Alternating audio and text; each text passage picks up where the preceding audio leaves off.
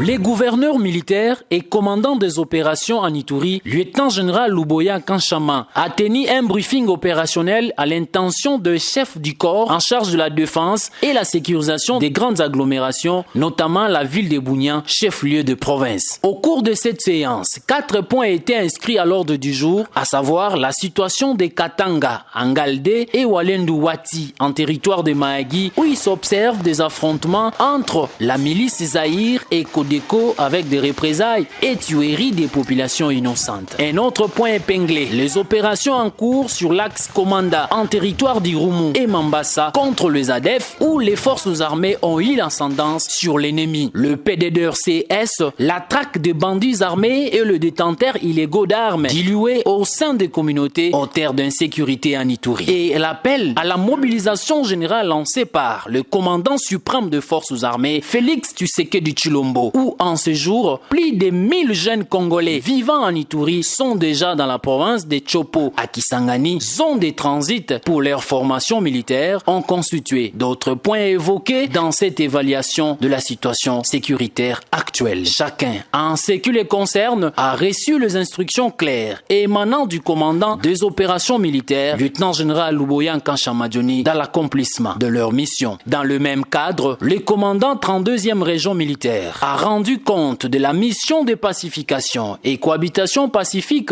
effectuée à Solenyama dans le territoire d'Irumu. Il résulte de celle-ci, une accalmie est observée dans cette zone et ses environs. À l'issue de cette réunion, quelques mesures urgentes ont été prises par le gouverneur militaire et commandant des opérations, lieutenant-général Luboya Kanchama dont l'objectif ultime est la consolidation de la paix et la quiétude de la population en cette période de festivités de fin d'année. Signalons que pour galvaniser ce mesure, le commandant 32e région militaire annonce à partir de ce lundi 26 décembre la formation complémentaire de plus de 700 militaires qui sera suivie des exercices de tir jour et nuit en armes lourdes et légères. D'où les habitants de Bunia et ses environs sont appelés à vaguer librement à leurs occupations sans moindre crainte.